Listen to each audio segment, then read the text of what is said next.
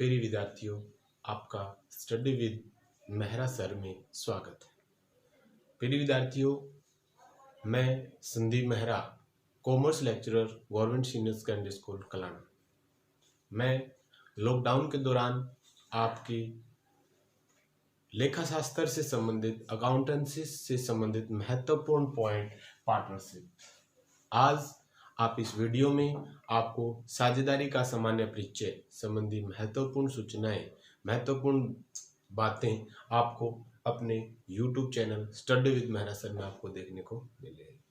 तो प्रिय विद्यार्थियों, हम सामान्यतः अपने आस पड़ोस में, अपने गांव में या जिस कस्बे में भी रहते हैं, वहां पर छोटी छोटी दुकानें होती है जिनको हम सामान्य एकाकी व्यापारी कहते हैं, जिनको हम सामान्य एकाकी व्यापार कहते हैं।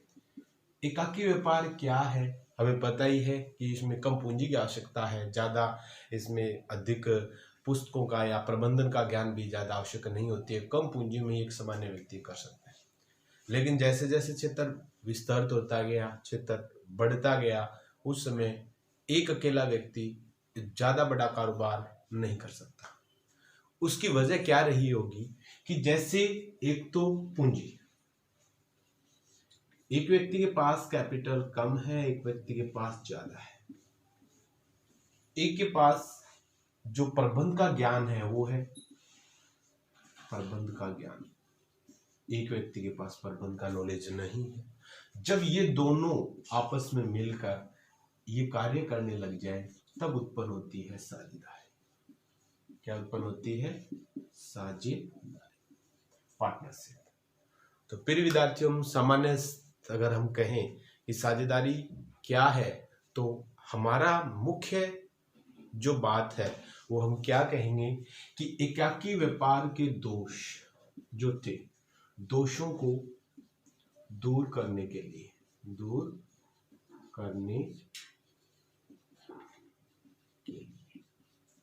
एकाकी व्यापार है, उसके दोषों को दूर करने के लिए उद्भव हुआ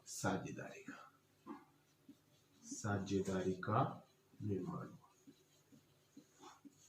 महत्वपूर्ण क्वेश्चन होता है कि साझेदारी का निर्माण कैसे हुआ, क्यों हुआ, इसकी आवश्यकता क्यों हुई। तो आपका सामान्य से अर्थ ये रहेगा कि एकाकी व्यापार के दोषों को दूर करने के लिए साझेदारी का निर्माण हुआ। तो प्रिय विद्यार्थियों, क्या हम सोचते हैं कि साझेदारी कब से चली आ रही है? क्या इससे पहले, जैसे अब अगर हम बात करें तो अब साझेदारी अधिनियम बना हुआ है, साझेदारी एक्ट, पार्टनरशिप एक्ट बना हुआ है 1932, जो हमारे देश के अंदर 1 अक्टूबर 1932 को जम्मू और कश्मीर को छोड़कर,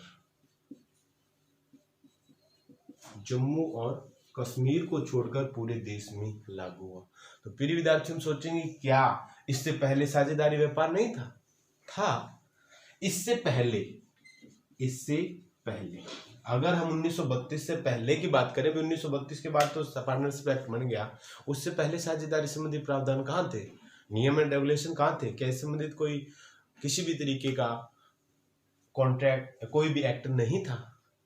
नहीं प्रिय विद्यार्थियों, इससे पहले साझेदारी से संबंधित जो प्रावधान दिए गए थे वो दिए गए थे अनुबंध अधिनियम 1872।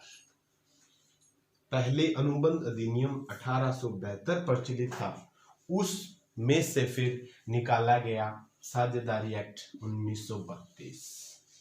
कौन सा निकाला गया? साझेदारी अधिनियम 1932, जो जम्मू कश्मीर को छोड़कर पूरे भारत के अंदर 1 अक्टूबर 1932 से प्रभावित हो गया, जिसके अंदर साझेदारी से संबंधित जो महत्वपूर्ण सूचनाएं हैं, महत्वपूर्ण जो बिंदु हैं, वो आपको इसमें देखने को मिलेंगे, पार्टनरशिप एक्ट। तो दो क्वेश्चन इंपॉर्टेंट हुए कि साझेदारी अधिनियम से पहले कौन सा अधिनियम प्रचलित था या साझेदारी अधिनियम किस अधिनियम से निकला है, तो ये लिख रहा है अनुबंध अधिनियम 1872 में से कुछ धाराओं को अलग करके साझेदारी अधिनियम 1932 बना दिया गया, जो 1 अक्टूबर 1932 को जम्मू कश्मीर को छोड़कर हमारे पूरे भारत में लागू हो गया।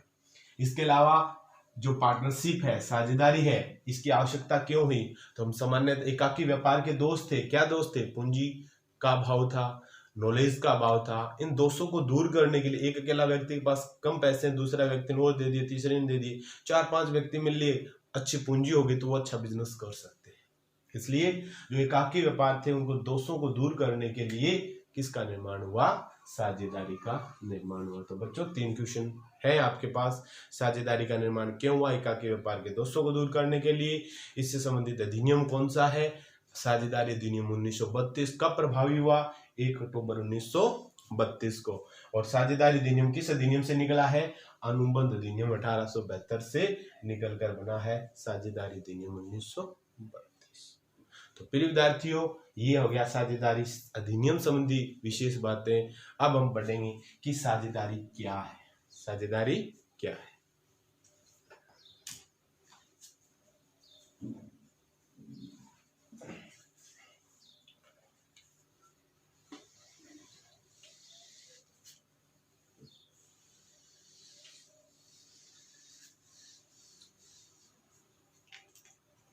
अगर हम साझेदारी के अर्थ की बात करें, साझेदारी का अर्थ, अगर हम साझेदारी के अर्थ की बात करें तो प्रिय विद्यार्थी देखो इसमें क्या चीज मिलेगी आपको कि इसके अंदर क्या होते हैं? 2 या 2 से अधिक व्यक्ति। क्या होगा कि 2 या 2 से अधिक व्यक्ति, सामान्य सी बात है, 2 या 2 से अधिक व्यक्ति मिलेंगे और आपस में समझौता करेंगे। क्या समझौता करेंगे? किसी भी कारोबार से होने वाले लाभ को बांटने का क्या करते हैं? समझौता करते हैं। यानी 2 या 2 से अधिक व्यक्ति मिलकर किसी कारोबार से होने वाले लाभ को बांटने का ठहराव, अनुबंध जिसको हम कहते हैं, ठहराव या अनुबंध मिलकर किसी कारोबार से होने वाले बांटने का ठहराव करते हैं, जिसका संचालन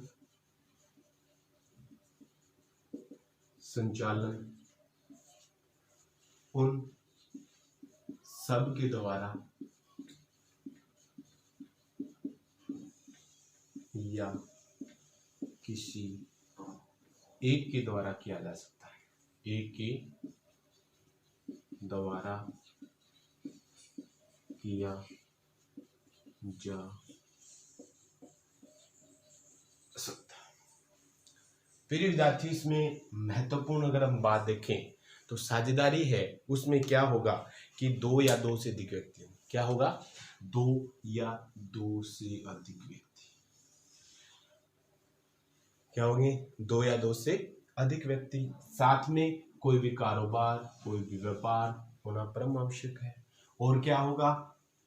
होने वाले लाभ को बांटेंगे, यानी उद्देश्य क्या होना चाहिए? लाभ कमाना होना चाहिए। क्या होगा? आपस में ठहराव होगा। क्या होगा? उसका संचालन उन सब के द्वारा भी किया जा सकता है या किसी एक के द्वारा भी किया जा सकता है। वही क्या कहलाती है? साझेदारी। क्या कहलाती है? साझेदारी। पार्टनरशिप एक्ट 1932 के अंडर सेक्शन 4 में भी इसकी परिभाषा दी गई है। साझेदारी अधिनियम 1932, साझेदारी अधिनियम 1932 की धारा 4 में बताया गया इससे संबंधित परिभाषा। क्या बताई गई है इससे संबंधित परिभाषा? उसमें भी यही बताया गया कि साझेदारी उन व्यक्तियों के मध्य संबंध है जो किसी भी कारोबार या व्यवसाय से होने वाले लाभों को बांटने का ठहराव करते हैं, वो उन सब के द्वारा या उनमें से किसी एक के द्वारा जिसका संचालन किया जाता है।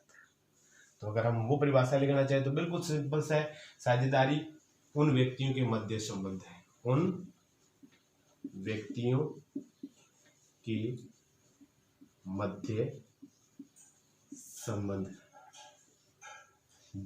जो किसी कारोबार से होने वाले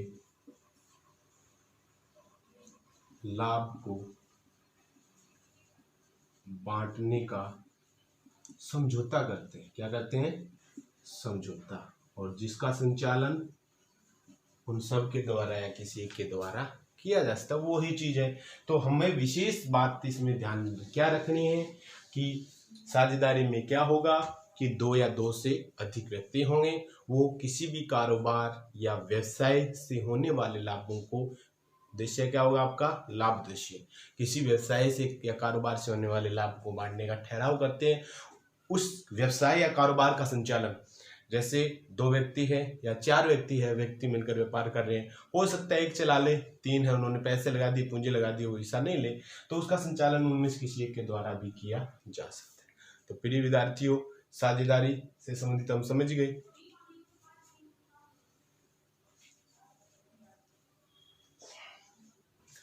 अब बात आती है, अगर हम देखें कि इसकी विशेषताएं क्या है, क्या चीज है इसकी विशेषताएं,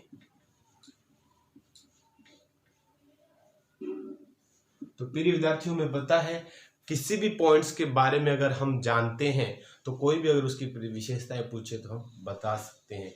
यानी अगर आपको किसी भी पॉइंट, किसी भी सब्जेक्ट्स में आपको उसका मीनिंग, उसका अर्थ अगर आपको पता है तो उन्हीं में से आप इसकी विशेषताएं निकाल सकते हो।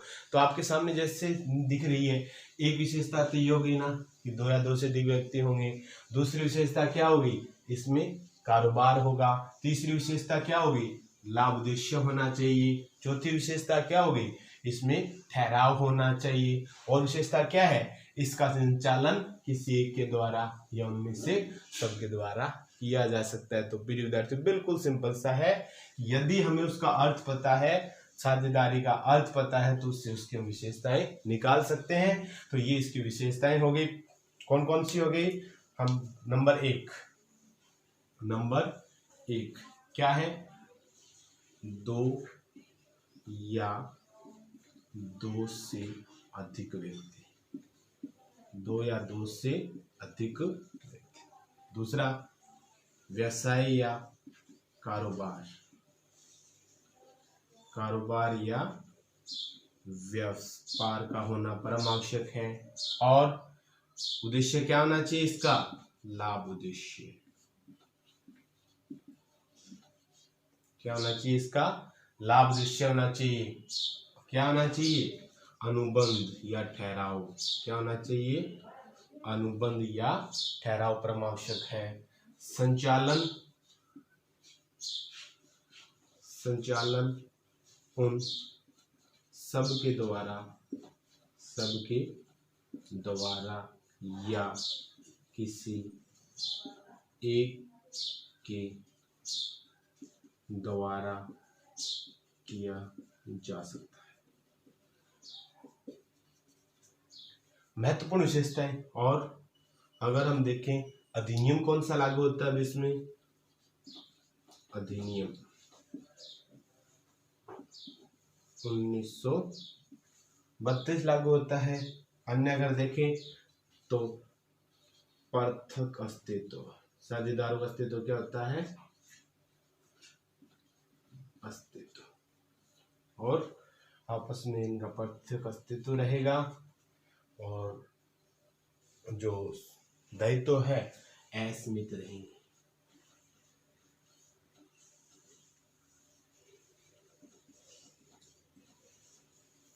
तो देखिए, विशेषताएं हम पढ़ते हैं बार बार में, एक बार रिपीट और करते हैं कि साझेदारी दो या दो से अधिक व्यक्ति, कम से कम तो कितने होंगे? दो।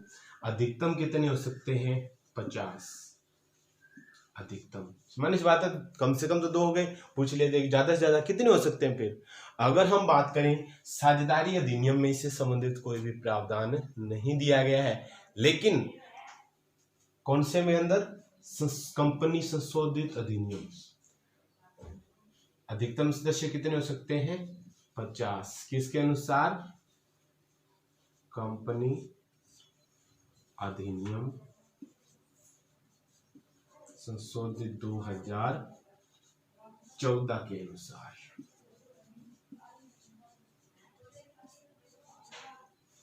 तो प्रिय विद्यार्थियों समझ गए होंगे विशेषताएं। सबसे इंपॉर्टेंट विशेषता है कि कम से कम 2, अधिकतम कितने हो सकते हैं 50।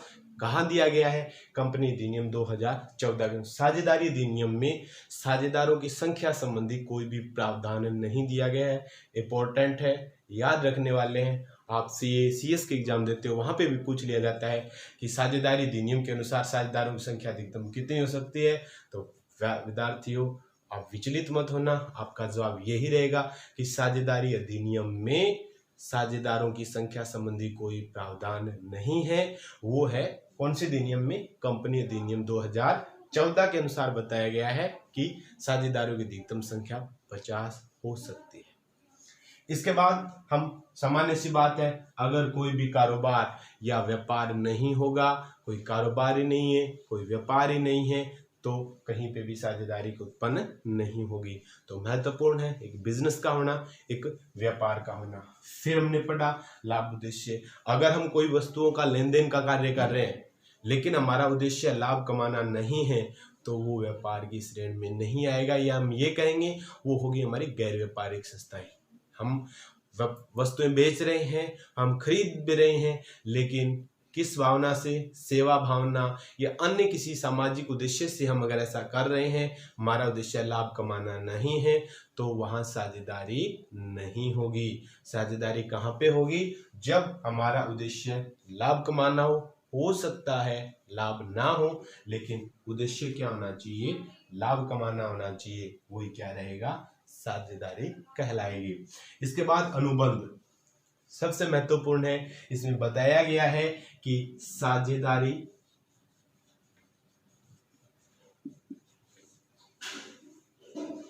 का जन्म अनुबंध से होता है, अनुबंध से होता है। स्पष्ट बताया गया है कि साझेदारी का जन्म अनुबंध से होता है, इसलिए अनुबंध होना परम आवश्यक है। बिना समझौते के कोई भी साझेदारी उत्पन्न नहीं होगी। हाँ, ये अलग है, ये समझौता जो है अनुबंध, जिसको हम कहेंगे अनुबंध या समझौता, ये जो समझौता है ये लिखित भी हो सकता है, मौखिक भी हो सकता है। क्या हो सकता है, ये समझौता लिखित भी हो सकता है और मौखिक भी। लिखित या मौखिक हो सकता है, परम आवश्यक क्या होगा कि उनमें समझौता होना परम आवश्यक है। उनका संचालन हो सकता है, 4 साझेदार है, कोई एक कर सकता है या चारों मिलकर भी उसका संचालन कर सकते हैं। अधिनियम कौन सा लागू होता है, साझेदारी अधिनियम 1932। पृथक अस्तित्व कहने का अर्थ क्या है कि अगर साझेदार पृथक अस्तित्व नहीं होता, पृथक अस्तित्व नहीं, इसका अर्थ क्या है कि यदि एक कोई भी साझेदार फर्म है, उसके अंदर फर्म का दिवालिया हो जाता है, ऐसी कंडीशन में जो साझेदार होगा उनका पृथक अस्तित्व नहीं है। कहने का अर्थ कि यदि फर्म का दिवालिया हो गया तो उनको अपनी पूंजी के अलावा अपनी पूंजी के अलावा निजी साधनों से भी व्यवसाय या फर्म की जो कमी है, हानि है, उसकी पूर्ति करनी पड़ेगी। इसलिए कहा गया पृथक अस्तित्व नहीं होता, और इसी वजह से साझेदारों का दायित्व भी असीमित होता है, और जो व्यक्ति मिलकर कार्य करते हैं वो क्या कहलाते हैं भी, साझेदार। क्या कहलाते हैं, साझेदार। और ये व्यापार है, ये क्या कहलाता है, फर्म। क्या कहलाती है। तो एक बार रिपीट और करता हूँ मैं थोड़ा सा प्रिय विद्यार्थियों। साझेदारी क्या है कि दो या दो से अधिक व्यक्ति मिलकर किसी कारोबार से होने वाले लाभों को बांटने का ठहराव करते हैं या अनुबंध करते हैं, जिसका संचालन उन सब के द्वारा या किसी के द्वारा किया जा सकता है, साझेदारी कहलाती है। परिभाषा भी दी गई है अधिनियम 1932 के अंडर सेक्शन 4 के अनुसार। उसमें बताया गया है कि साझेदारी उन व्यक्तियों के मध्य संबंध है जो किसी भी कारोबार से होने वाले लाभों को बांटने का समझौता करते हैं और उसका संचालन उन सब के द्वारा किसी के द्वारा किया जा सकता है। तो विशेष बातें अगर हमें अर्थ पता है तो हम इसकी विशेषताएं बता सकते हैं। अर्थ में कौन कौन सी आई? दो या दो से अधिक व्यक्ति, कारोबार का होना परम आवश्यक है, लाभ उद्देश्य होना चाहिए, ठहराव होना चाहिए, संचालन उन सब के द्वारा किसी के द्वारा की जाती है। यही होगी इसकी विशेषता। दो या दो से अधिक व्यक्ति, कम से कम दो, अधिकतम कितने हो सकते हैं? 50। कहाँ बताया गया है? ये बताया गया कंपनी अधिनियम 2014 में बताया गया है।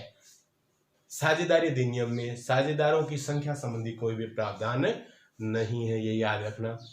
इसके अलावा कारोबार होना आवश्यक है। कारोबार में जो व्यक्ति मिलकर कार्य करेंगे वो साझेदार कहलाएंगे और वो कारोबार क्या कहलाएगी? फर्म। लाभ उद्देश्य, व्यापार का उद्देश्य लाभ कमाना होना चाहिए। अगर धार्मिक या सेवा भावना से कोई भी कार्य कर रहे हो तो वो लाभ की श्रेणी में नहीं आएगा।